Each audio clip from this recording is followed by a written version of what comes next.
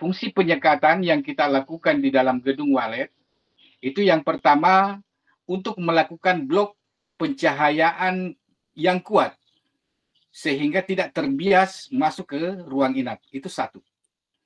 Terus yang kedua, fungsi penyekatan. Sebelum lanjut menonton, jangan lupa subscribe dan download aplikasi Mersolid sekarang juga.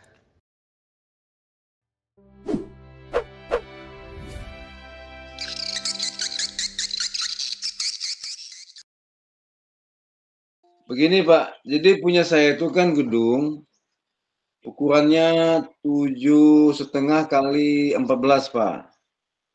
Nah, jadi untuk gedung saya itu saya sekat, saya bagi dua dulu. Bagi dua berarti sebelahnya itu 3,5, sebelahnya 3,5. Nah, lalu untuk mengukur tingkat kebisingan ini Pak, ya, posisi saya itu di mana kalau model pembagian ruangan punya saya itu. Terus yang kedua Pak, untuk tingkat kebisingannya itu kalau kita menggunakan alat itu berapa yang bagusnya. Yang selanjutnya Pak, ini jujur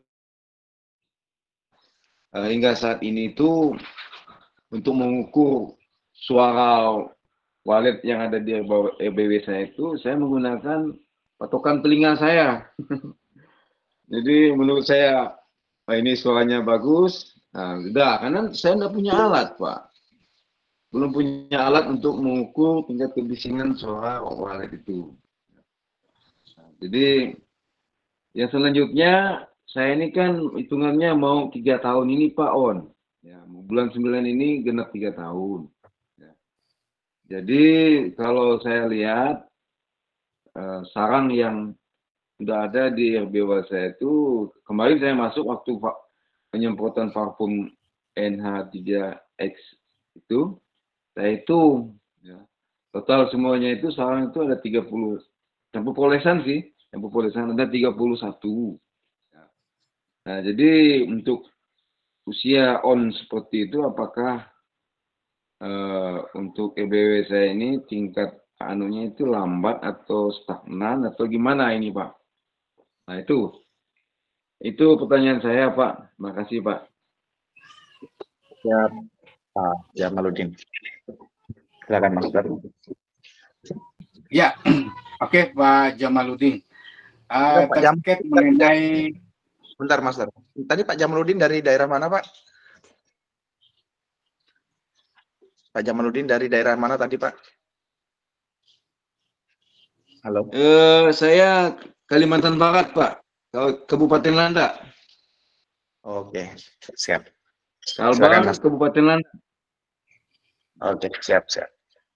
Ya. Lanjut Mas. Ya, oke. Terima kasih Pak Jamaluddin. Ketika kita melakukan pengaturan suara dengan menggunakan telinga, itu bukan dilarang.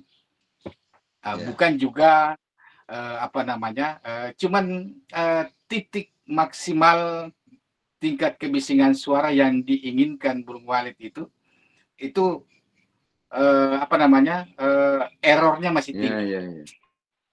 Oleh karenanya memang dibutuhkan alat yang dinamakan sound meter itu, karena hanya alat itulah yang memang mampu untuk memecahkan tingkat kebisingan suara. Karena begini, burung walet itu memiliki pendengaran, selaput pendengaran itu yang sangat luar biasa.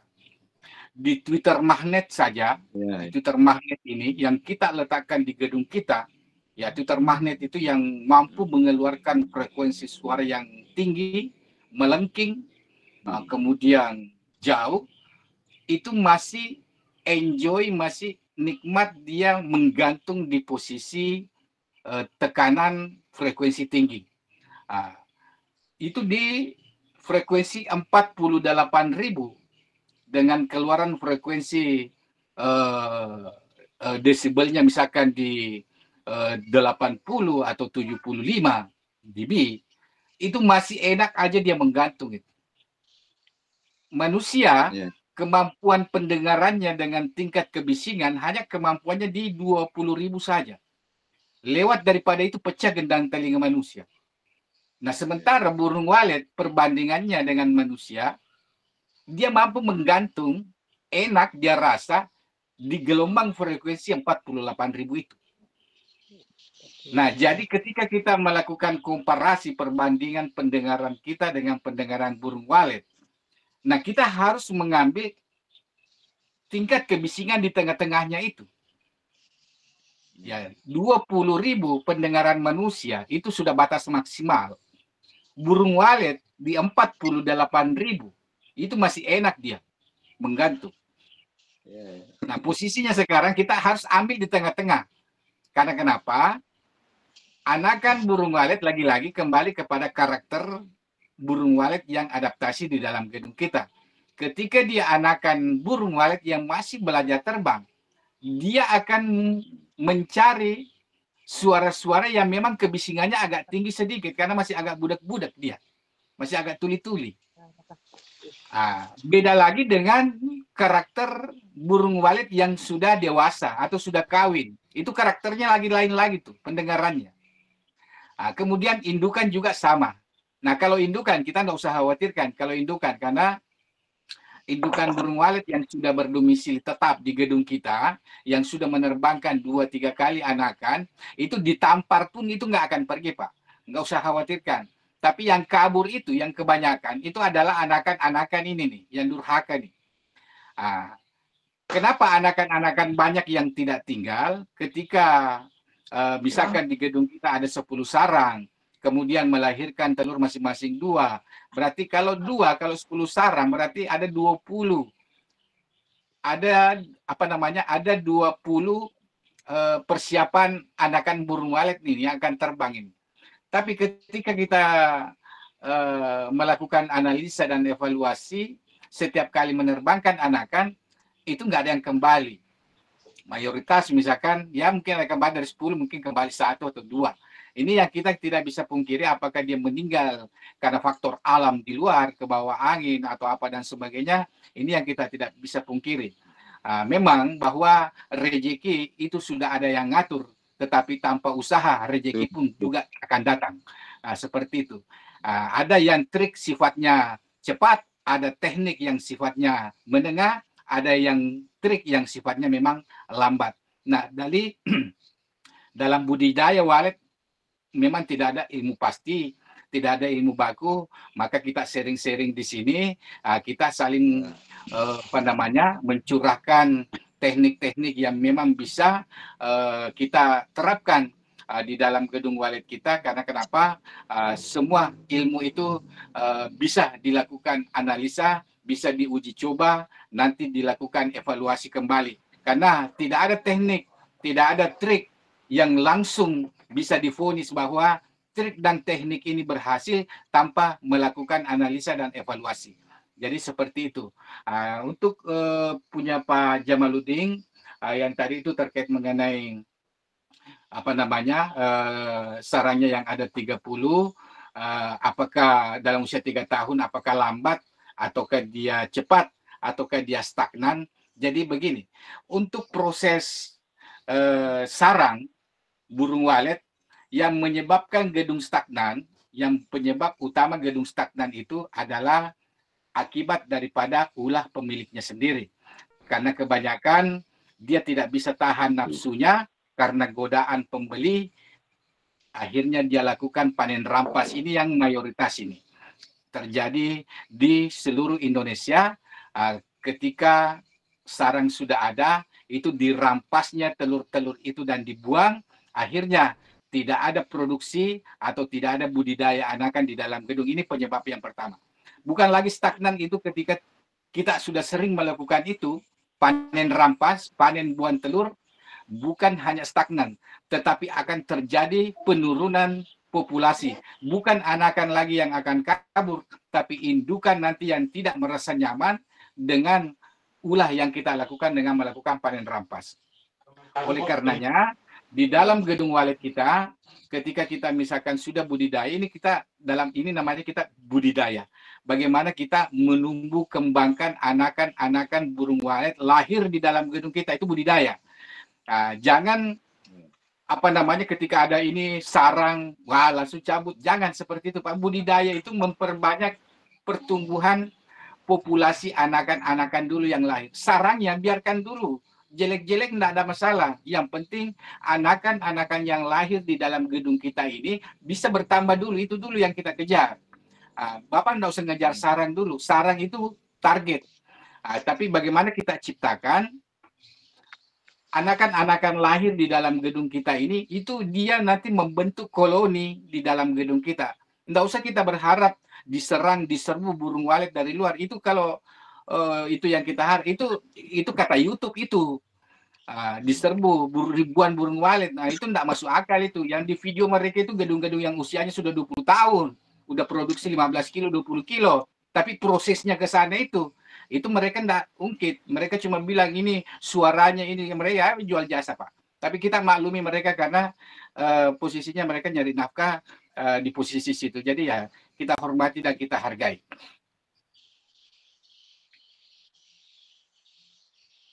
Tanya Pak. Oke. Begitu Pak Jamaluddin. Ada yang ingin tanyakan lagi Pak Jamaluddin? Ini masih saya lanjut. Ya, saya masih silakan, lanjut. Ya, masih saya lanjutkan punya Pak Jamaluddin. Terkait pertanyaannya ini apakah dia cepat, stagnan, ataukah bagaimana? Nah, yang tadi itu mengenai perjalanan penjelasan terkait mengenai stagnannya itu jangan sekali-kali melakukan panen rampas Pak. Itu satu. Budidaya dulu. Karena proses budidaya di dalam gedung walet itu kalau Bapak-Bapak mau tahu, lamanya atau proses pembuatan satu sarang jadi untuk anakan burung walet yang baru saja kawin itu butuh proses 4 bulan lamanya Pak, satu sarang. Nah, beda kalau indukan. Kalau indukan itu kalau dia sudah menangkan satu anakan, lalu kemudian sarangnya kita congkel, itu nanti kalau dia mau bikin sarang baru lagi, itu hanya butuh waktu 15 hari paling lama itu udah jadi. 15 sampai 20 hari udah jadi itu.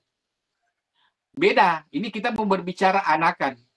Anakan burung walet yang dalam proses baru kawin, baru mau buat sarang untuk bertelur, itu untuk membuat satu sarang jadi sampai dia akan tempati bertelur, itu prosesnya butuh waktu sampai 4 bulan lamanya Pak. Nah sekarang pertanyaan yang kedua, kalau Bapak cabut sarang, kalau Bapak tidak cabut sarang yang dia tempati bertelur itu, yang dia tempati lahir itu, ketika dia sudah kawin, nanti dia mau bertelur dan sarangnya yang dia tempati lahir itu masih ada. Dia akan bertelur di situ tanpa membuat sarang. Nanti mamanya akan bikin sarang di sampingnya. Itu proses pertumbuhan koloni di dalam gedung walet.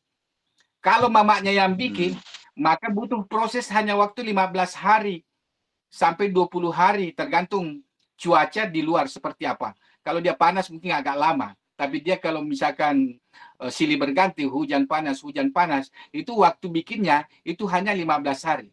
Nah, dalam konteks yang tadi itu, ketika anaknya ini mau bikin sarang, udah kawin dengan yang pasangannya, kalau sarang yang dia tempati lahir itu tidak dicabut, maka dia akan bersarang, dia akan bertelur di situ. Maka dalam jangka waktu 20 hari sampai 25 hari dia bisa mengeluarkan telur 2. Itu. Kalau dia dicabut sarangnya, jangankan bertelur, baru mau bikin sarang saja 4 bulan lamanya Pak. Jadi ketika Bapak cabut sarang 10 di dalam itu, atau 20 sarang, berapa banyak anakan-anakan burung yang itu mau kembali memanfaatkan sarangnya untuk bertelur, kita cabut, dia harus bikin sarang dan memoles. Itu butuh proses waktu lama, 4 bulan. Kalau tidak dicabut, 2 bulan ke depan, itu dia sudah terbangkan anakan. Karena kenapa? Sudah ada sarangnya yang dia tempati tadi itu lahir, dia tempati bertelur. Proses bertelur 15 hari. Kemudian dari menetas ke menerbangkan anakan butuh waktu 40 hari. Berarti anggaplah sudah 2 bulan. Itu berarti cuma 2 bulan. Kalau sarang yang dia tempati lahir kita tidak cabut, dia memakai lagi sarangnya itu untuk bertelur sampai menerbangkan anak itu hanya 2 bulan. Nah, ketimbang kita cabut, nanti dia bikin sarang 4 bulan, Pak. Baru bikin sarang 4 bulan. Jadi prosesnya seperti itu. Nah, makanya banyak gedung yang stagnan, banyak gedung yang pemiliknya bilang gini, lah kenapa gedung saya Pak begini? Tidak ada pertambahan populasi. Nah, bagaimana mau penambahan populasi kalau telur-telur yang ada di dalam sarang itu Anda buang semua? Tidak ada regenerasi. Jadi kita harus lakukan panen selektif. Panennya ya disortir. Yang jelek-jelek dulu lah yang diambilin semua. Jangan ada bisikan pembeli, udah Pak yang putih itu mahal harganya 12.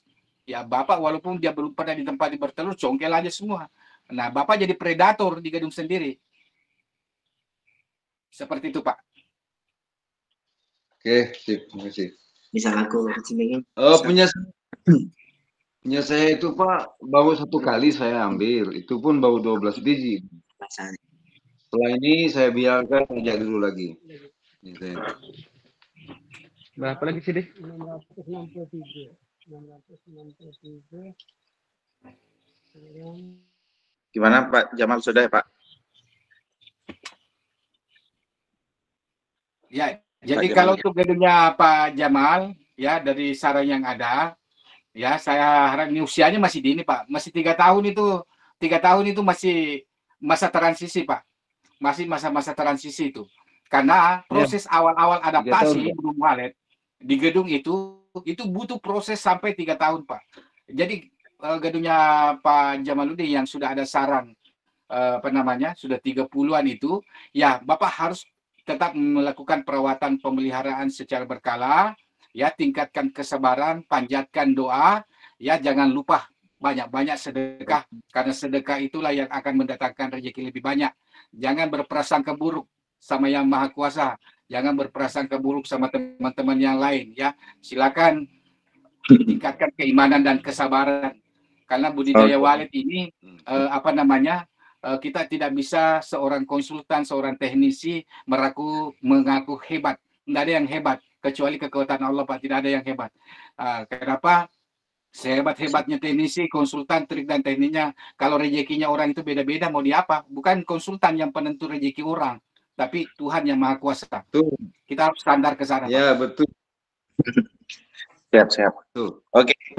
Terima kasih Pak Jamal.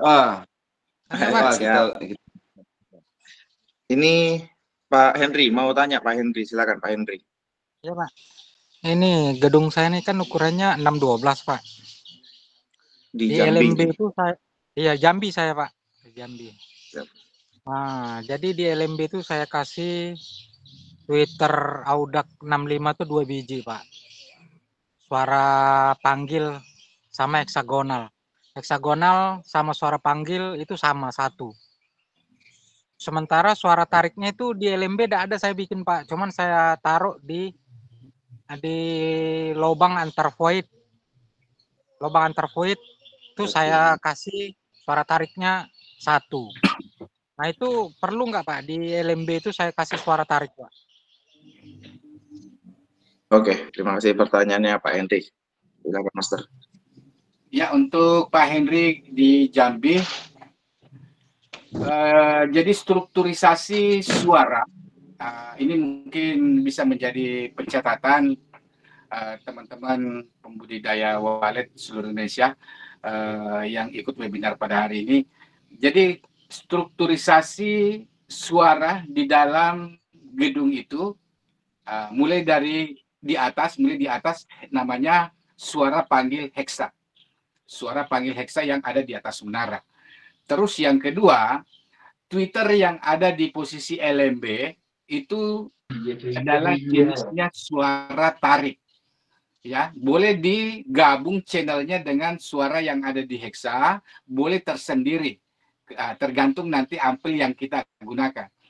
Terus yang kedua, gedungnya Pak Hendrik ini, posisi suara yang kita letakkan di posisi LMB ini harus sama suaranya yang ada di posisi void atau di posisi larvoid yang Bapak letakkan di bawah sana. Suara itu harus sama. Karena kenapa? Jangan sampai kita melakukan pembeda suara antara suara di posisi LMB dengan posisi suara yang ada di posisi larvoid. Burung walet merespon suara yang ada di posisi LMB. Sementara suara di posisi larvoid itu berbeda, maka itu tidak akan melakukan eksekusi. Jadi kalau memang kita tidak bisa melakukan trik manipulasi terkait mengenai karakter, kemudian value, frekuensi, desibel rate, dan sebagainya yang berhubungan dengan suara, maka sebaiknya gunakan suara panggil heksa sama dengan suara tarik LMB dan lar. Itu. Suara yang kita putar yang ada di heksagonal dengan suara yang ada di LMB sama dengan suara yang kita letakkan di posisi lar. Itu, kuncinya itu. Jangan lakukan pembeda di sana. Yang kita lakukan pembeda hanyalah besaran output suara yang keluar. Misalkan suara di posisi heksa akan lebih kecil dibandingkan dengan posisi yang kita letakkan di posisi LMB. Posisi LMB, Twitter yang kita letakkan di posisi LMB dengan Twitter yang kita letakkan di posisi lar, void di bawah, harus sama besaran frekuensinya, outputnya harus sama. Karena jangan sampai dilakukan pembeda tekanan atau besaran volume, maka yang direspon hanya nanti suara yang ada di LMB, sementara suara tarik di lar void atau di void itu tidak memiliki eksekusi karena suaranya lebih kecil. Jadi minimal disamakan. Seperti itu, Pak. Berarti Pak, yang di suara tarik di LMB bisa saya tambah lagi Pak. Sebabnya saya kan pakai 3 suara Pak. Suara panggil, suara tarik, sama suara inap. Sementara yang suara panggil LMB sama heksagonal itu 1. Berarti yang suara tarik nih saya di LMB bisa saya tambah Twitter lagi ya Pak? Ini Pak Hendrik pakai ampli berapa channel Pak? Berapa flash disk? Saya pakai 3 flash disk, itu ampli Garuda Pak. Kalau dia pakai Garuda, kalau menggunakan Audax Garuda, itu sebaiknya itu bisa melakukan kombinasi suara. Jadi suara panggil yang posisi menara heksa, ya posisi heksa itu dia tersendiri. Ya tersendiri dia punya suara. Kemudian posisi suara yang di LMB, dengan suara tarik yang ada di posisi lar, itu juga kita bisa lakukan pembeda suara. Nanti tinggal merubah jalur saja Pak. Jalur channelnya yang kita rubah. Bukan merubah suaranya, tapi jalur di amplinya nanti itu, misalkan kan 3 flash disk. Untuk flash disk 1 atau channel 1 dan 2, itu peruntukannya untuk posisi menara dengan heksa dengan posisi LMB. Kemudian untuk di suara tarik, posisinya itu nanti dia di posisi channel 3 dan 4 atau di posisi flash disk kedua. Di sana boleh kita letakkan disambungkan suara LMB mengarah ke sana. Bisa seperti itu karena ada 2 slot. Cuman kelemahannya karena di Audax Garuda itu timernya sudah otomatis. Beda dengan kalau ampli-ampli yang lain, itu bisa kita buatkan ampli on off tersendiri atau bisa kita rakitkan tersendiri. Kalau Audax Garuda dia sudah paten, dia punya ampli, maka yang mati posisinya itu sebenarnya bisa dimatikan semua. Baik suara tariknya maupun suara panggil dan suara inapnya itu bisa diatur mereka posisi posisi jam on off-nya. Cuman ketika mati itu mati sekaligus, itu kelemahan daripada Audax Garuda. Satu kali mati semua channelnya, nggak bisa di switch. Beda kalau misalkan kita membuat timer sendiri, misalkan di Piro 88 atau Piro 89 ataukah di ampli DAT atau di ampli cabai rawit, itu semua bisa kita akalin dengan melakukan pembuatan timer yang bisa kita tentukan sendiri bahwa yang kita mau matikan itu yang mana, itu bisa. Kalau untuk Pak Henry, kalau misalkan mau nambah Twitter di posisi LMB karena sudah ada Audax 65 di sana, saya menyarankan tambah saja, enggak usah suara panggil, tambah kombinasi suara inap. Bapak pasang suara inap di posisi LMB bagian atas, kiri dan kanan, sambungkan ke ruangan inap terdekat, itu akan nyala 24 jam. Kalau memang ada yang merasa terganggu, itu akan lebih efektif itu, Pak. Berarti Twitternya satu ya, Pak? Satu apa dua, Pak, Twitter inapnya? Nanti pakai dua, Pak. Kalau LMB-nya ukurannya 4x60, nanti satu di sisi kiri, satu di sisi kanannya. Untuk bagian atasnya ya, naruh di bagian atas. Twitter Audax 61 ya, Pak? Boleh 61, boleh Piro, boleh Dox 65, boleh, Pak. Oke, Pak. Yang penting jangan gunakan magnet lebih dari satu di Twitter LMB. Untuk posisi di LMB, jangan menggunakan Twitter magnet lebih dari satu. Karena akan menimbulkan kebisingan nanti di posisi burung walet ketika melakukan adaptasi. Ketika ada dua Twitter magnet nanti kita letakkan di posisi LMB, itu akan menimbulkan ketidaknyamanan di posisi LMB-nya. Jadi cukup satu saja Twitter magnet ketika mau gunakan Twitter magnet di posisi LMB ya. Kalau untuk Twitter pendampingnya itu boleh dua, boleh Audax 61, boleh Audax 65, boleh pakai Piro 88, boleh yang lain-lain, merek-merek lain boleh. Kemudian untuk Twitter inap yang kita lakukan kombinasi suara di posisi LMB, itu nanti boleh menggunakan 61, boleh 65, nanti tinggal disambungkan ke suara inap terdekat di lantai paling atas. Itu nanti akan on 24 jam. Ketika misalkan tidak ada gangguan dengan tetangga, itu tidak ada masalah. Boleh di on off-kan juga dengan membuatkan channel tersendiri di ampli. Oke, Pak. Ya. Gimana, Pak Henry? Ya, Pak. Berarti itu kan sekarang saya pakai yang 65 tuh, Pak. Kalau saya tambah magnet bisa itu, Pak ya. Kalau pendampingnya kan Audax 61. Sudah tuh yang terpasang sekarang ini kan Audax 65 2. Nah, jadi kalau saya kasih tambah Twitter magnet 1 sama pendamping tadi 2 masih bisa, Pak ya? Ya, itu yang saya maksud. Jadi pendamping kirinya itu 2 Twitter biasa. Nanti di sebelah kanannya, misalkan kalau Bapak mau pakai Twitter magnet, cukup satu saja. Tidak ada pendamping di atasnya. Ya, 1 Twitter magnet. Jadi misalkan LMB-nya berbentuk seperti ini, nanti Bapak taruh Twitter magnet 1 di sini. Kemudian di sebelah sininya itu 2 Twitter biasa. Kemudian nanti di atas itu 2 Twitter suara inap semua. Oh, inap. Suara inap semua. Ya, seperti itu. Iya. Oke, Pak. Makasih, Pak ya. Siap, Pak Henry. Tadi ini Master ada yang tanya Pak Jalal Tohani ini. Beliau tanya bagaimana menyiasati kalau tidak ada suara tarik sama sekali di rumah walet. Terima kasih. Ya, cara mensiasati kalau tidak ada suara tarik, tanya kalau tidak ada suara tarik di dalam gedung walet, itu gedungnya pasti lost. Atau dia gedung tidak dilakukan tata ruang atau tidak diletakkan penyekatan di ruangan. Biasanya suara tarik itu cuma 1. Itu yang tadi saya sampaikan bahwa ketika itu kita berlakukan, biasanya yang dilakukan sekat itu hanya di area void saja. Misalkan ukuran gedungnya 12 meter, maka yang dilakukan itu hanyalah penyekatan di area void. Lalu kemudian di dalamnya itu lost, tanpa ada penyekatan. Nah, biasanya mereka meletakkan suara tarik di sudut paling belakang, itu tidak akan nyampe. Nah, sekarang artinya strukturisasi suara, sebagaimana di awal tadi saya jelaskan bahwa itu harus ada integrasi, harus ada harmonisasi, harus estafet.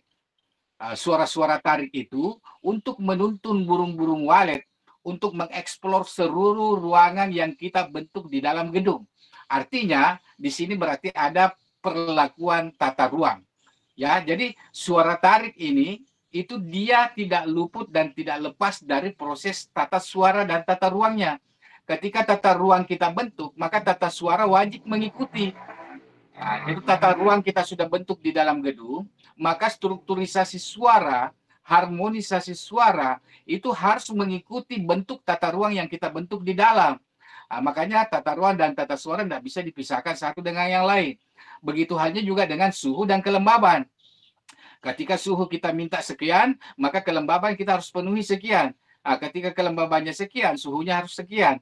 Maka ini tidak bisa, karena mereka ini adalah penentu. Mereka merupakan variabel penentu di dalam gedung walet untuk memberikan rasa nyaman dan rasa aman bagi burung walet untuk tinggal dan bersarang. Nah, ketika kelemahan-kelemahan yang seperti itu tidak kita penuhi, maka burung walet hanya buang kotoran saja. Suara yang dipersalahkan, aromatik yang dipersalahkan, padahal internal gedungnya yang bermasalah. Lain lagi, volume dinaik turunkan, semua jadi sasaran ketika sudah galau itu. Padahal yang bermasalah adalah kondisi internal gedungnya. Nah, seperti itu. Siap. Pak Jalal mau nambahkan? Silakan mic-nya di... Oh, oke, sudah. Siap, Pak Jalal. Ini ada pertanyaan lagi, nanti setelah ini Pak Ashari ya mungkin. Sebentar. Master, untuk sirip maksimal atau terbaik di tinggi lantai 2 meter, itu seperti apa? Apakah lebarnya boleh 20 cm, 10 cm, dengan jarak sirip 30 atau 50 cm? Ya, ya jadi terkait ketinggian dan lebar sirip yang efektif, yang bisa kita gunakan di dalam gedung walet, kalau untuk masalah jarak, ya jaraknya 35, 40 atau 50 itu tidak ada masalah. Artinya burung masih akan merasa enjoy di posisi itu. Di ketinggian lantai dengan sirip dengan ketinggian 2,20 meter dengan atau 2 meter itu tidak ada masalah. Ya, karena bukan itu yang menjadi faktor penentu burung walet itu mau tinggal di dalam gedung orang atau tidak, bukan. Tapi nanti bagaimana kita membuat trik, bagaimana kita ciptakan rasa nyaman, rasa aman dulu di dalam gedung itu. Karena bukan karena ketinggian antar lantainya, bukan karena siripnya terbuat dari hal-hal yang istimewa, bukan itu menjadi pilihan burung walet. Walaupun siripnya terbuat dari kayu-kayu yang orang anggap ini itu, tapi kalau memang dia tidak merasa nyaman burung waletnya untuk tinggal, itu dia juga akan pergi. Suara juga demikian, semahal apapun suara yang digunakan di dalam gedung walet, kalau variabel-variabel penentu di dalam itu tidak terpenuhi, burung walet juga akan pergi. Jadi semua komponen-komponen atau variabel penentu di dalam gedung walet ini, khususnya terkait mengenai tata ruang, tata suara, suhu dan kelembaban, kemudian jalur lintas dan pencahayaan, ini semua harus kita maksimalkan terlebih dahulu sebelum masuk ke yang namanya suara. Jadi untuk sirip yang kita recommended itu, yang pertama sirip kayunya yang memang karakternya itu tidak keras. Karakternya tidak keras, dia lembut. Terus yang kemudian itu tidak termakan oleh rayap, anti rayap. Anti rayap ya, bisa kalau di Sulawesi itu kayunya jenisnya sengon. Kalau di Kalimantan itu kan kebanyakan meranti, jenisnya kayunya keras. Jadi harus dialur dulu. Kalau di Kalimantan sana itu dialur dulu atau dibuatkan landasan bantu menggunakan besek, menggunakan bakul atau menggunakan styrofoam atau menggunakan media-media lain yang bisa kita jadikan sebagai media pancingan awal, khususnya di kayu-kayu yang keras. Seperti itu. Nah, untuk jarak, yang tadi saya sampaikan bahwa jarak ketinggian dari lantai ke sirip bukan menjadi penilaian bagi burung walet untuk tinggal dan bersarang. Jarak antar sirip mau 30, mau 35, 40 atau 50 boleh. Artinya silakan. Jarak yang paling efektif yang bisa kita letakkan itu untuk mengatur formasi Twitter di dalam gedung, baik ukuran 3x3, 3x2, 3x4, 4x4, itu dengan jarak sirip 40 cm. Itu hitungannya nanti pas dengan formasi Twitter yang akan kita letakkan dengan melangkahi 2 sirip. Oke, siap. Terima kasih, Master. Ini tadi Pak Ashari tanya Pak Ashari. Silakan Pak Ashari, hidupkan mic-nya Pak Ashari.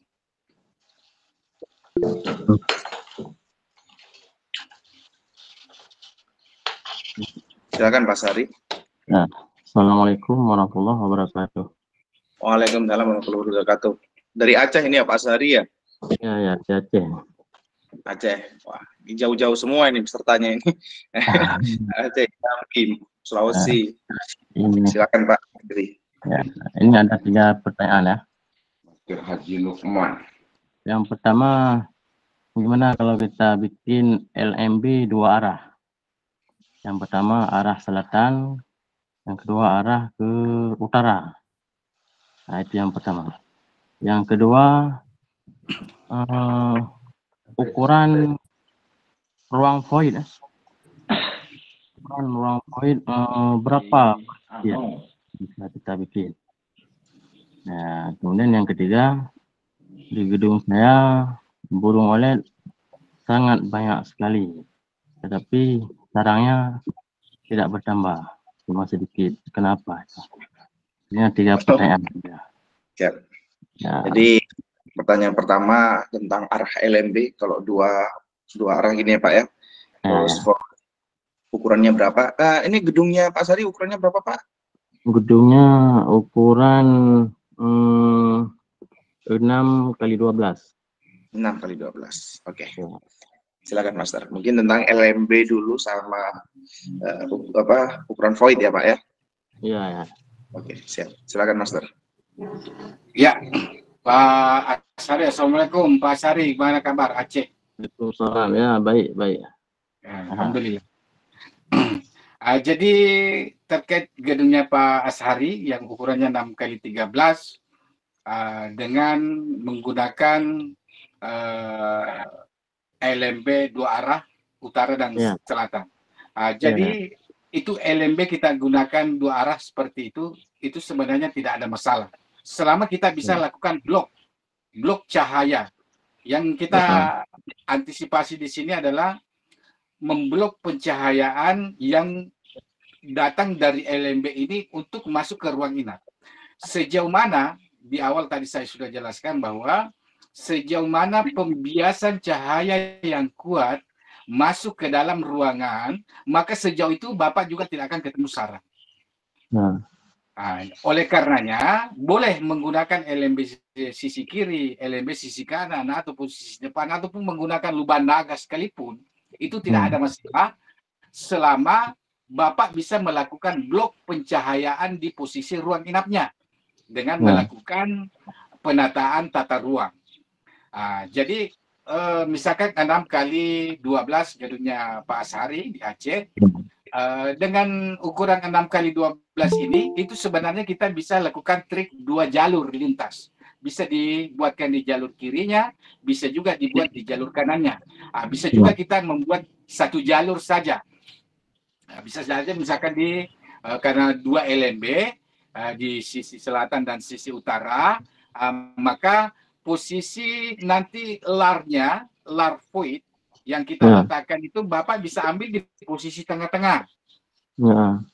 Ya, nanti misalkan 6 meter, berarti kalau kita buka misalkan di posisi 120 di tengah-tengahnya, berarti nanti dari posisi kiri itu ada 2 meter sekian, dari sisi kanan 2 meter sekian, itu disekat full, tanpa ada tembus pandang cahaya ketika kita berdiri di dalam ruangan.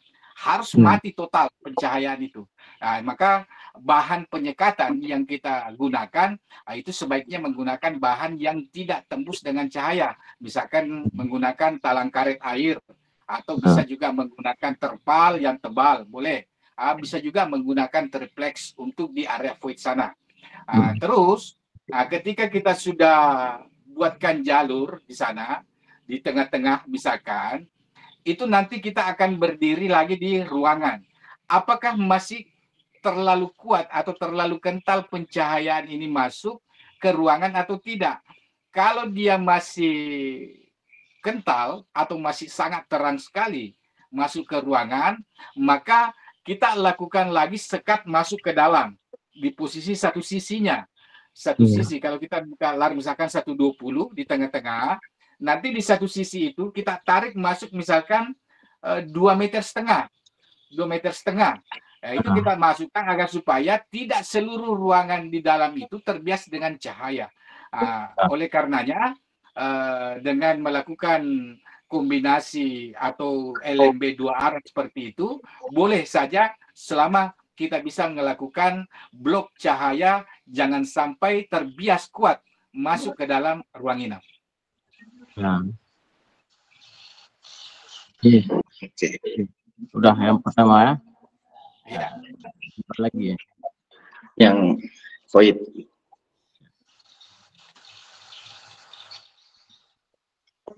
Itu voidnya ukuran berapa ya Pak Sari? Voidnya ukuran kalau ruang semuanya itu 3x6 ya. Voidnya ukuran 2x1,5. 2 meter kali 1,5 meter. Ya, ukuran void 3x6 itu sebenarnya mubazir. Harusnya Pak Ashari bikin ukuran void itu 3x3 saja. 3 meter ke sebelahnya sana itu bisa dimanfaatkan sebagai ruang inap. Kalau dia 3x6, maka kita akan menciptakan sebuah permainan di arah void. Burung hanya nanti ketika dia masuk merespon suara di area void, itu burung walet hanya nanti kebanyakan akan bermain di area void, lalu kemudian dia akan kembali keluar lagi. Yang harusnya, yang bagus di ukuran voidnya ini, jangan semua lebar gedung ini digunakan sebagai void.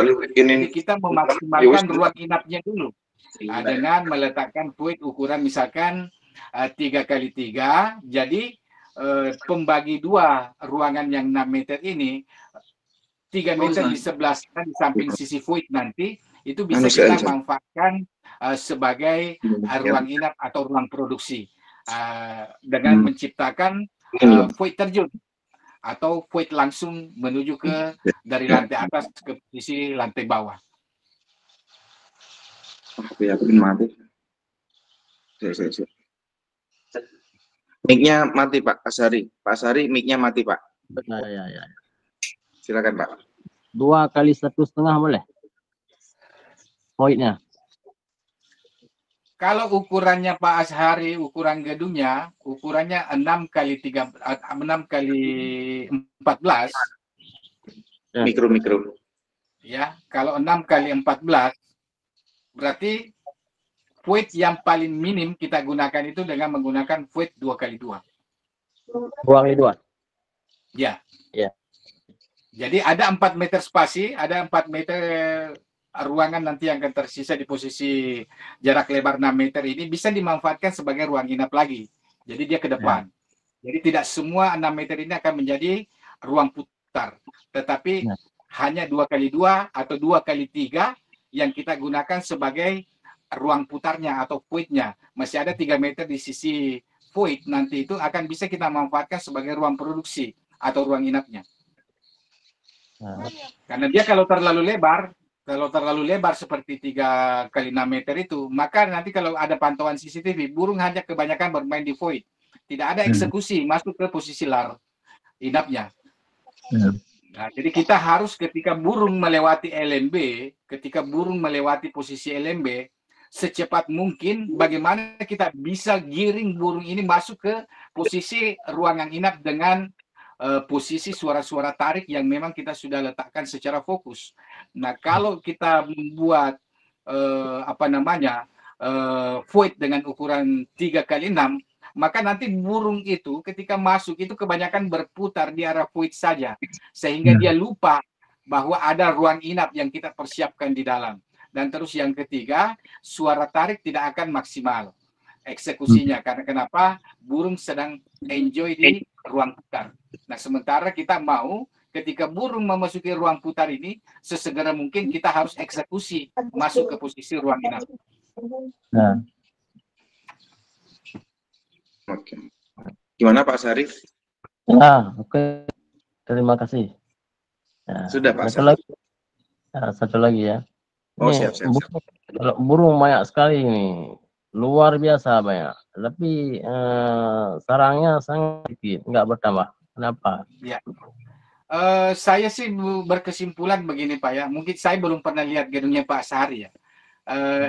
Kalau ngelihat kalau memang populasi burung walet di sana memang banyak, terus sarang terjadi perlambatan pertumbuhan sarangnya, kemungkinan gedungnya Pak Sahari ini itu tidak dilengkapi dengan tata ruang. Artinya mungkin dilakukan penyekatan di area void saja, tapi di dalamnya masih lost.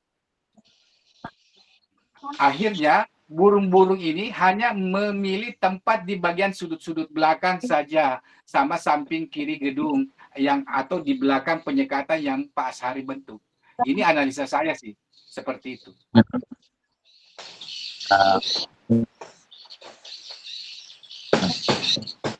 Nah, karena kalau gedung bersifat loss, ketika gedung bersifat loss, hanya melakukan penyekatan di area void saja, setelah itu loss ke belakang, maka burung walet itu menyatakan bahwa gedung yang ada di tengah-tengah itu akan menjadi jalur lintas, akan menjadi jalur manuver, sehingga burung-burung walet yang kemarin beradaptasi di gedung kita, ketika dia mau hinggap, tinggal dan bersarang itu merasa tidak nyaman karena ada gangguan teman-temannya pada terbang. Makanya titik-titik sarang yang kita temukan pada yang hanya melakukan penyekatan di area void saja, itu nanti kita akan ketemu sarang di belakang dinding penyekatan di area void, di sudut-sudut belakang, sama di samping gedung. Di area tengah itu tidak akan ketemu karena akan menjadi jalur lintas dan terbias dengan cahaya.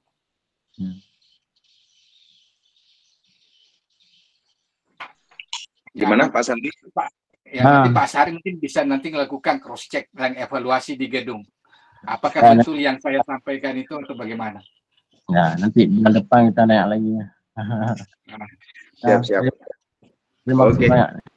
Siap Pak. Ini Pak dari Parigi Untung. Ditanya ini Pak Asri. Ukuran Pak Asri ya, Pak sendiri. Mic-nya di Pak Asri tengah itu. Silakan Pak Asri.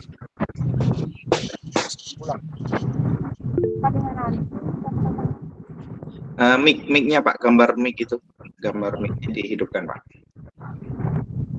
Ini Pak Asri Putu kah? Iya.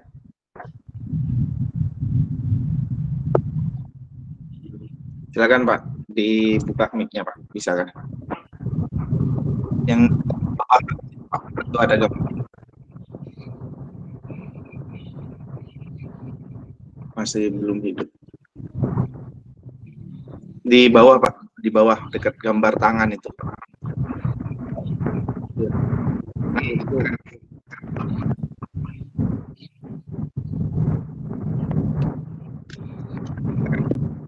Tadi tanya apa itu Pak di pesan itu tadi?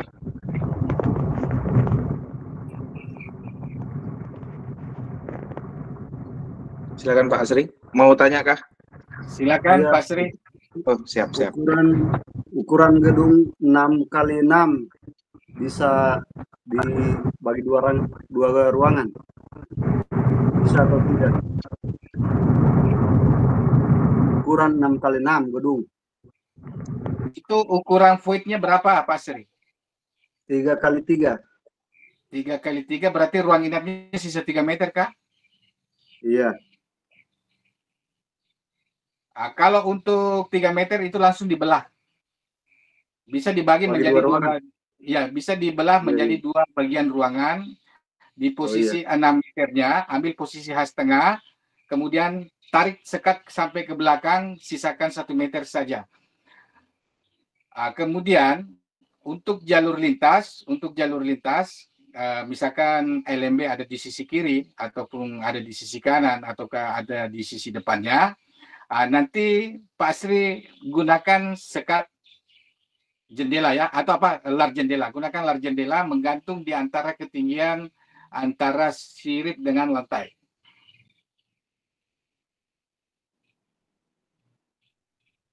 Kemudian jadi 6 meter setelah kita lakukan penyekatan 6 meter, nanti ambil posisi tengah-tengah sini, ini kita sekat dari sini.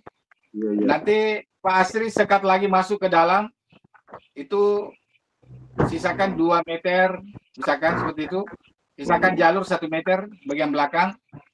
Kemudian untuk posisi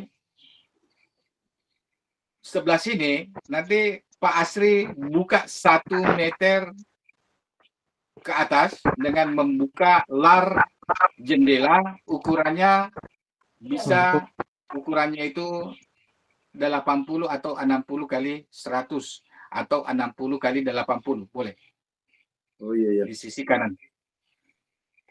Jadi ukuran LMB-nya minimal berapa dia?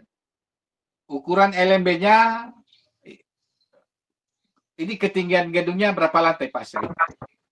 3 lantai. Oh, 3 lantai. Kalau dia menggunakan menara, sebaiknya gunakan 50 kali 70. Oh iya, siap. 50-70, nanti lar jendela yang kita bentuk di posisi area void itu yang menghubungkan ke ruang inap, nanti pakai 80 kali 100. Oh iya, siap. Dengan posisi menggantung di antara ketinggian lantai dengan siripnya. Siap. Ini gedung yang mana lagi nih Pak Asri? Atau mau buat lagi nih Pak Asri? Jangan-jangan. Teman punya teman. Oh, punya teman. Iya. Oke. Baru. Iya. Oh, gedung baru. Siap. Iya. Wah, ini langsung dari seminar Makassar yang kemarin ini langsung bisa ini langsung praktek ke punya teman ini. Iya, top. Langsung. Ini posisi Pak Asri di Parigi kah sekarang? Parigi. Oh, masih Parigi ya? Iya. Oke. Siapa ada lagi Pak Asri yang ingin ditanyakan Pak Asri? Ya itu saja. Nanti itu larnya disusun saja ya Pak ya, Asri ya. Oh iya. Itu larnya jangan zigzag ya, kan ini kan gedungnya pendek, ini ruang nginapnya cuma 3 meter, jadi nanti posisi posisi larnya itu karena 3 lantai, itu nanti disusun ke bawah saja, disusun secara vertikal ke bawah, nggak usah disiksa kiri kanan ya, karena pendek. Beda kalau ukuran gedungnya itu dia di atas 8 meter, bisa disiksak dia. Jadi kalau yang ini, kalau Pak Asri nanti bikin lar, posisinya larnya lantai 3 dengan 2 itu sejajar saja. Oh iya. Jangan dipisah. Jadi bagian bawah? Nanti kalau di bagian bawah, ini ketinggian lantai dari sirip ke lantai berapa meter Pak ini? 2,5. Kalau dia 2,5, berarti posisi di bawah nanti jangan menggunakan lar jendela, tapi tetap dilakukan pembagi ruangan di posisi 3 meternya ke belakang. Nanti yang posisi 3 meter itu Pak Asri nanti lakukan sekat gantung saja. Tapi jaraknya itu memang di lantai bawah 3 meter, tetap jalur larnya itu 3 meter ukurannya, tapi dibuatkan sekat gantung. Sekat gantung, iya siap. Oke, sudah Pak Asri? Oke, siap. Siap. Nah, jangan lupa suara-suara tariknya, fokus. Ya. Tadi ini ada Pak Marjono, silakan Pak Marjono. Ingin tanya Pak Marjono. Hidupkan mic-nya Pak, buka mic-nya. Gambar bawah mic, silakan dipencet. Nah, silakan Pak Marjono. Ya, Assalamualaikum warahmatullahi wabarakatuh. Waalaikumsalam warahmatullahi wabarakatuh. Master, saya mau tanya nih Pak Lukman. Yang pertama,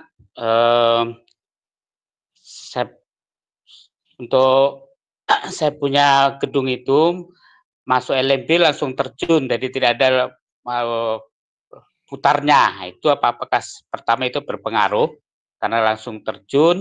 Ukuran gedung itu 7 kali 9 4 lantai. Yang kedua, pertanyaan saya berhubungan dengan suara Pak Mister. Ya, suara tarik dengan suara panggil itu beda. Artinya saya pakai dua CD, dua flash disk. Nah, itu berbeda dan pakai dua ampli. Nah, itu bagaimana penyetelannya? Karena yang tarik itu ikut inap tapi flashnya beda dan menyala 24 jam. Kemudian yang panggilnya itu pakai timer untuk yang malam mati, siang menyala. Nah, itu apakah berpengaruh, Pak Mister? Karena saya punya gedung ini sudah baru hampir 2 tahun, tetapi ya belum banyak. Sarangnya itu baru sekitar 10 ya, 10. Nah, tapi hampir 2 tahun lah, belum cukup 2 tahun. Kalau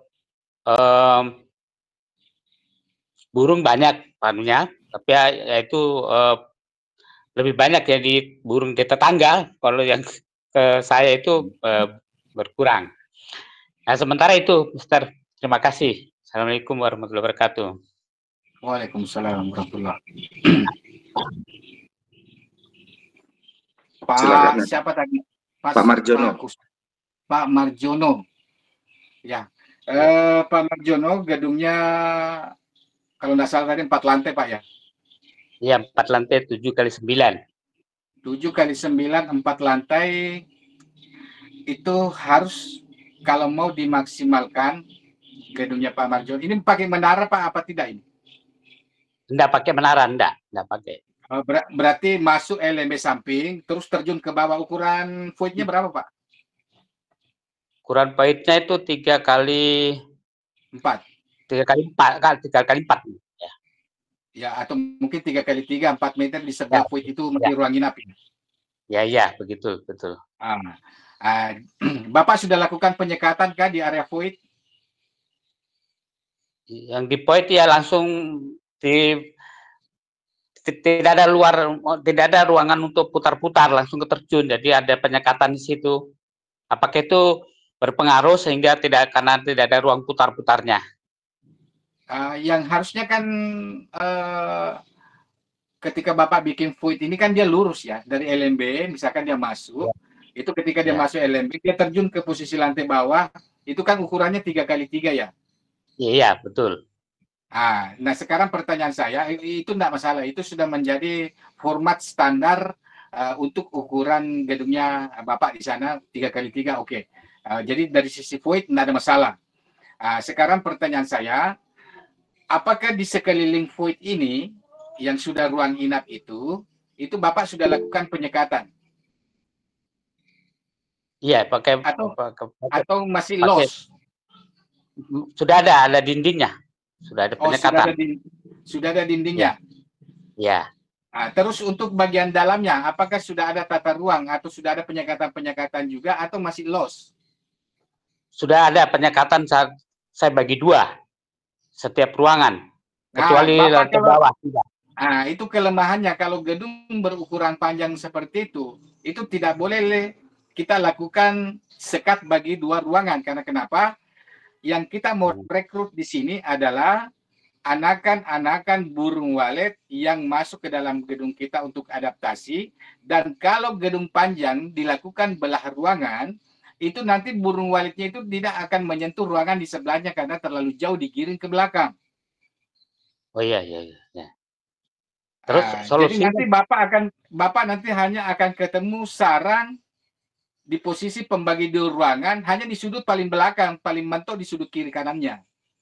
Tapi ruangan di sebelahnya itu akan tidak ketemu sarang karena anakan burung walet akan takut ke sana karena mereka penglihatannya masih kurang jelas, terus rasa takutnya masih tinggi.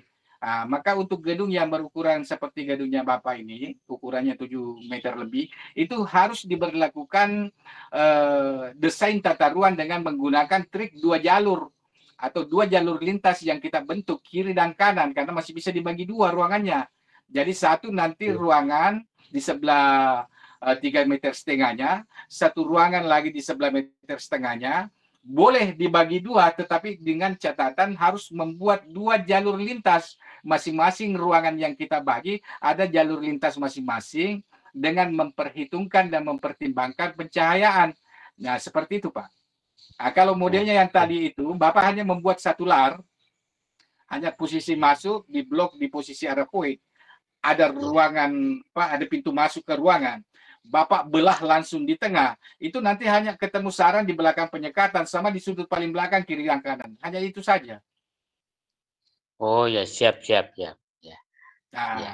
jadi memang harus tetap dibuatkan perlakuan tata ruang. Kita harus desain tata ruangnya dengan mengikuti petunjuk LMB-nya ada di mana, lubang terjunnya di mana, nanti bisa didesain lar masuknya dengan membagi 2 ruangan, dengan membentuk jalur lintas di dalam gedung, agar supaya kita bisa mengatur pencahayaan di jalur lalu lintas. Jadi ketika kita berdiri di bagian belakang gedungnya Bapak sendiri, itu tidak kita kesar untuk keluar ke posisi arah poin. Kalau untuk saat ini, kalau Bapak berdiri di sebelah itu tidak ada cahaya sama sekali, pasti gelap sekali.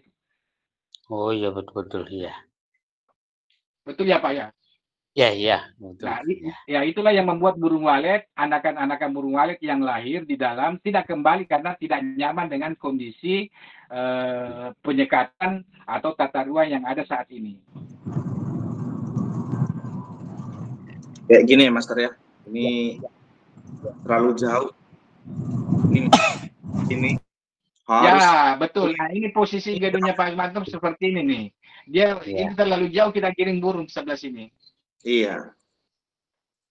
Jadi minimal kalau LMB-nya di sebelah sini, Pak, minimal kalau LMB-nya di sebelah sini ya.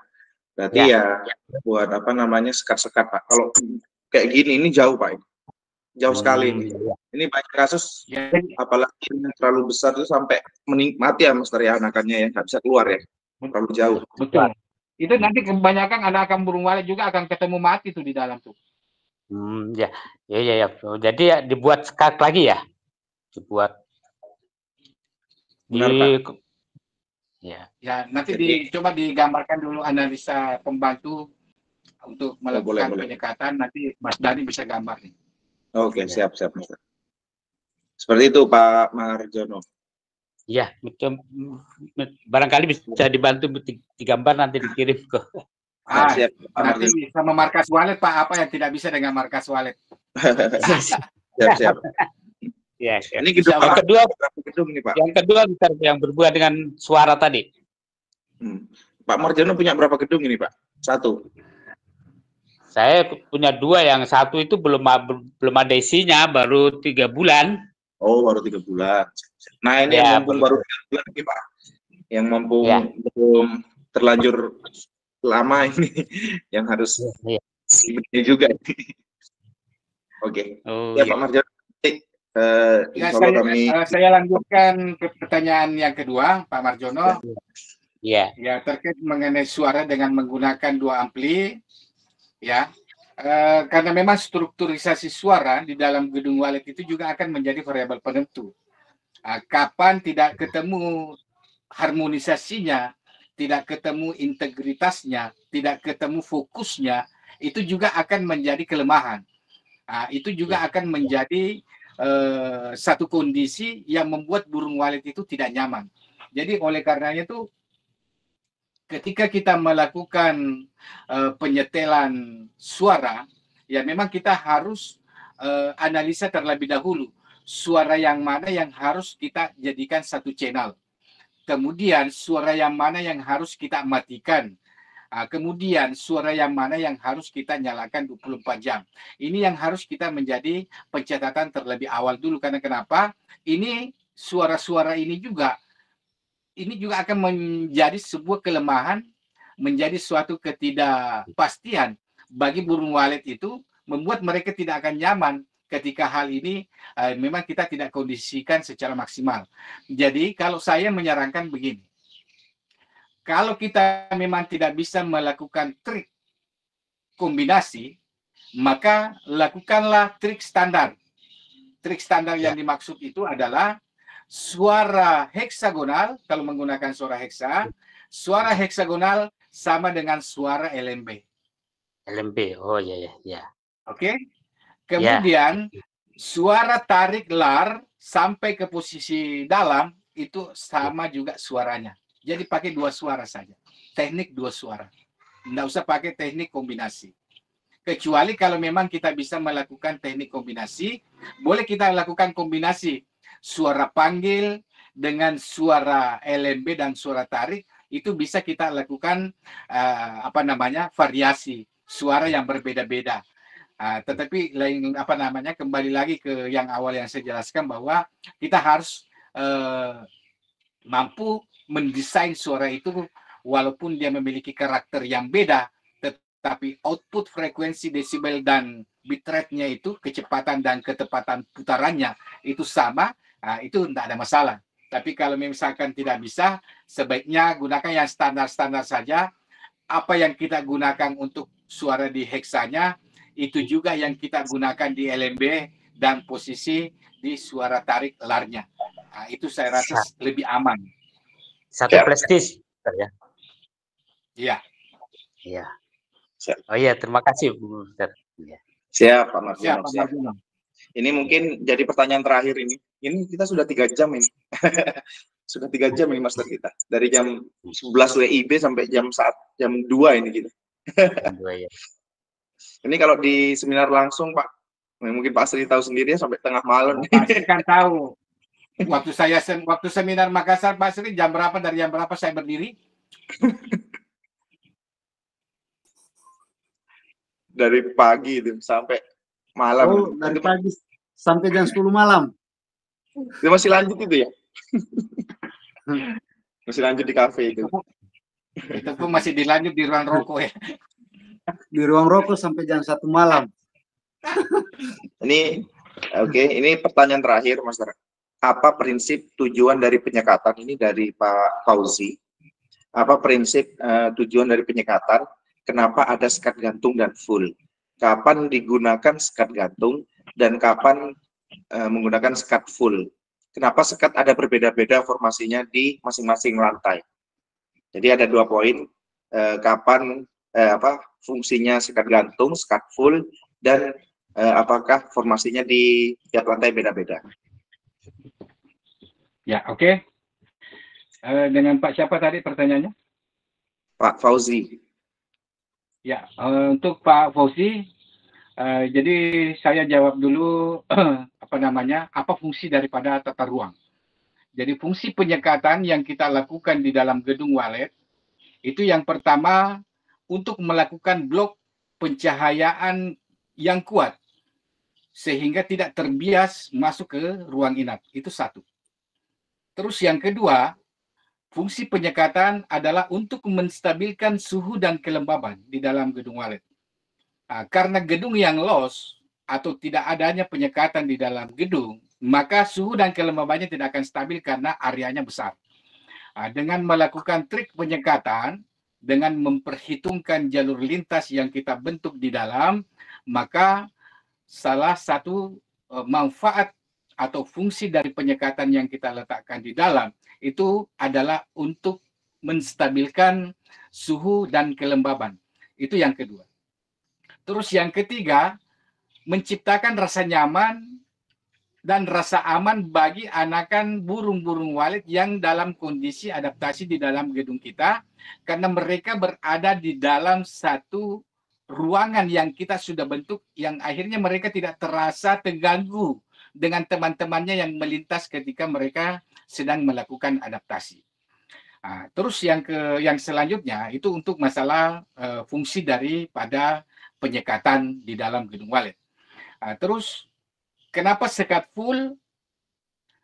Kita melakukan penyekatan secara full dengan memperhitungkan dan mempertimbangkan pembiasan cahaya. Ketika pembiasan cahaya itu masih sangat kuat sekali dan terbias ke sirip, maka tetap kita harus melakukan proses penyekatan secara maksimal atau secara full. Biasanya di posisi lantai bawah atau lantai, kalau misalkan 3 lantai atau 4 lantai, itu di posisi lantai bawah kita tidak melakukan penyekatan lagi secara full karena kenapa? Pembiasan cahaya yang masuk dari posisi LMB ke void sampai ke posisi lantai bawah itu sudah tidak terbias terlalu kuat, sehingga kita hanya melakukan penyekatan secara menggantung atau tidak dilakukan lagi penyekatan secara full karena kenapa? Posisinya sudah gelap. Beda di lantai atas, lantai 3 atau lantai 2, mereka yang berdekatan dengan posisi LMB yang memang sumber pencahayaan begitu kuat, maka posisi inilah yang menuntut kita untuk melakukan penyekatan, melakukan analisa, melakukan trik di jalur lintas agar supaya pencahayaan ini bisa kita rekayasa dan tidak mematikan di jalur lintas karena akan menjadi petunjuk bagi burung-burung walet nanti yang ada di bagian belakang yang akan keluar kembali ke posisi LMB. Oleh karenanya, dengan meletakkan penyekatan harus memperhitungkan jalur lintas dan juga harus memperhitungkan pencahayaan yang akan kita bentuk di jalur lalu lintas burung walet di dalam gedung yang akan kita letakkan tata ruang. Seperti itu, Pak. Oke, siap. Ini adakah ini Pak Fauzi ini? Ada tanggapan mungkin Pak Fauzi? Kalau tidak ada, masih ada 5 menit. Mungkin Pak Hendrik ini, Pak Hendrik, Pak Fuad ini mungkin belum tanya ini. Pak Badu, dari tadi Pak Badu ini juga standby terus ini. Pak Hendrik lagi fokus bawa mobil. Lanjutkan saja, kita menyimak saja. Lanjut ya Pak Hendrik. Pak Badu, silakan Pak Badu, mungkin mau bertanya Pak Badu. Mic-nya dihidupkan dulu Pak Badu. Silakan. Dekat gambar tangan tuh Pak Badu.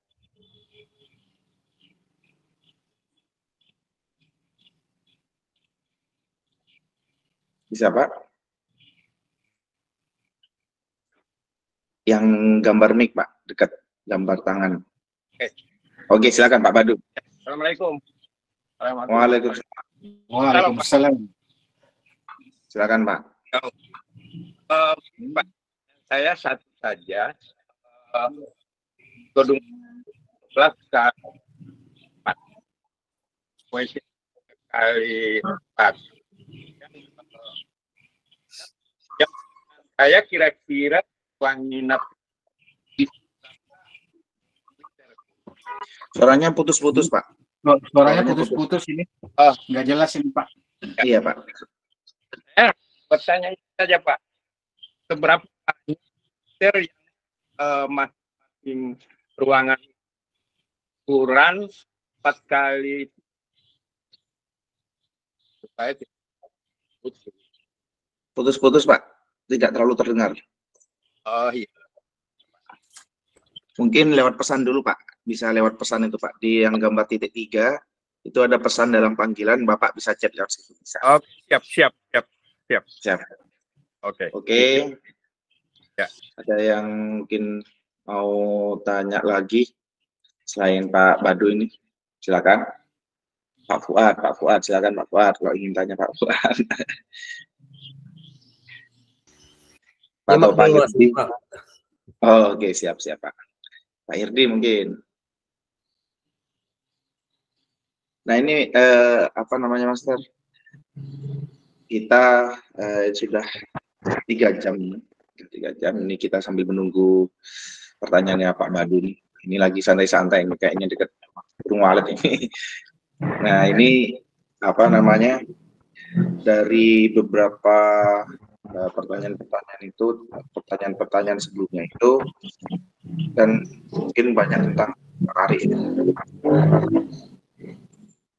Nah itu sempat di mana ada yang chat saya langsung, apakah suara tari ini, suara ini, apakah beda suaranya dengan suara inap? Apakah apa ya, iramanya kayak gitu, atau cicit atau itu? Kalau apa, suara tarik sama suara inap, karena dia berdampingan. Dan selalu si Walid ini selalu mendekati suara tarik lebih dahulu. Berarti suara tarik ini lebih istimewa seperti itu. Bagaimana, Master? Silakan. Iya.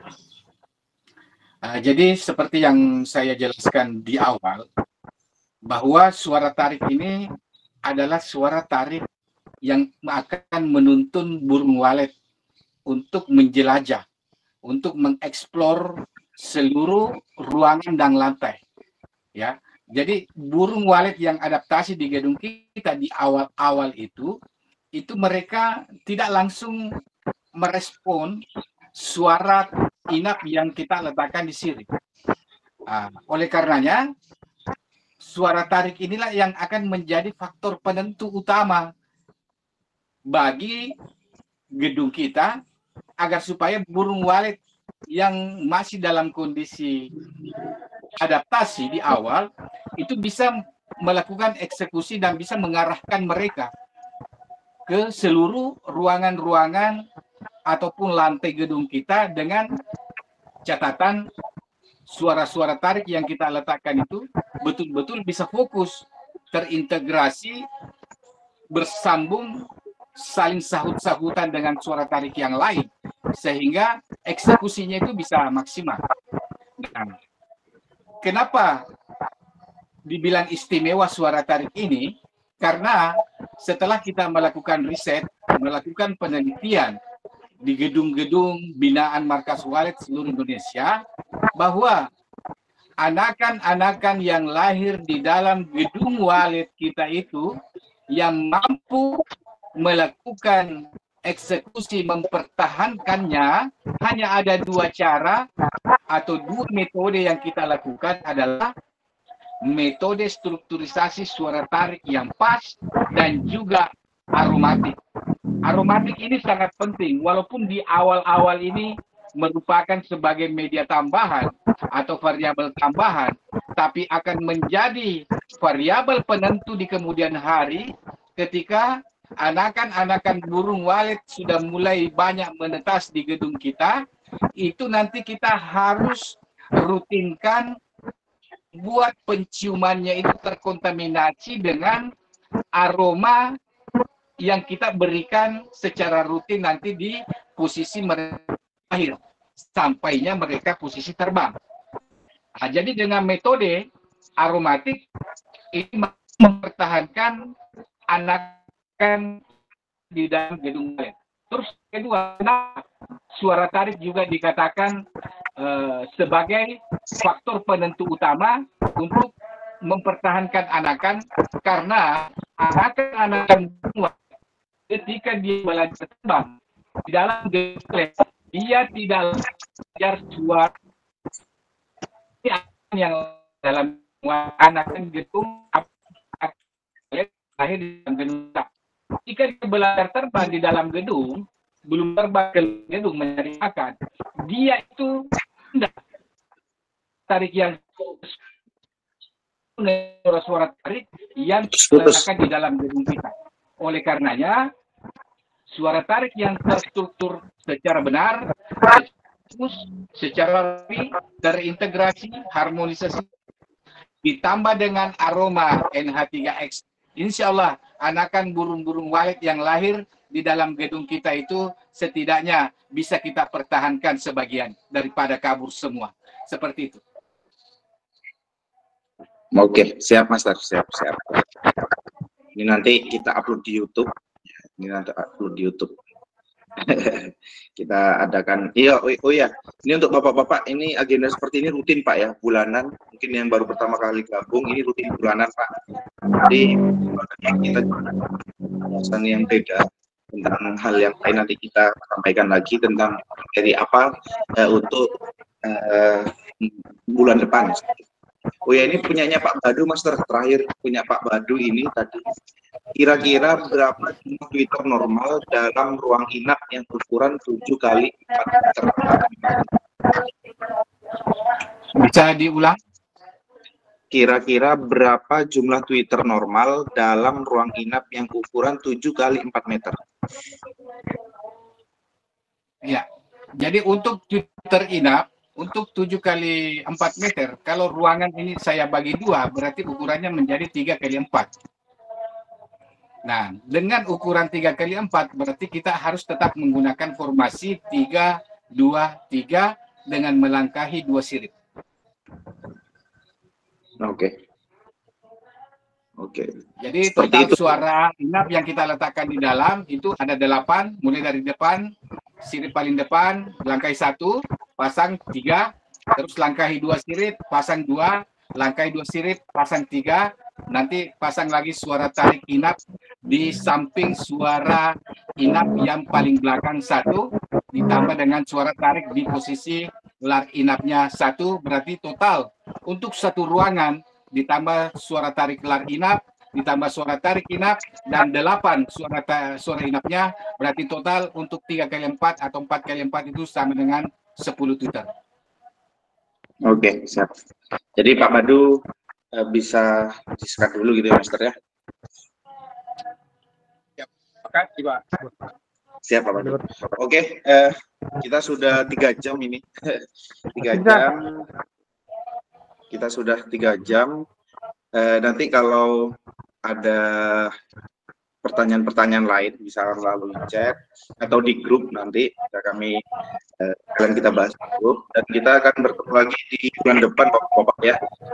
Sudah seperti biasa, kita rutin bulanan, kita diskusi, siapa tahu kalau kami sedang ada seminar di lokasi mana kayak gitu, nanti kita kabari. Seperti ini. Mungkin itu cukup dari kami, dari tim Markas Walet. Kami ucapkan terima kasih menggunakan ketiga ekspor juga telah mengikuti seminar ini di waktu libur hari Sabtu. Libur cari ilmu tambahan, berbagi pengalaman dengan yang tadi seperti itu. Mungkin saya cukupkan, terima kasih banyak.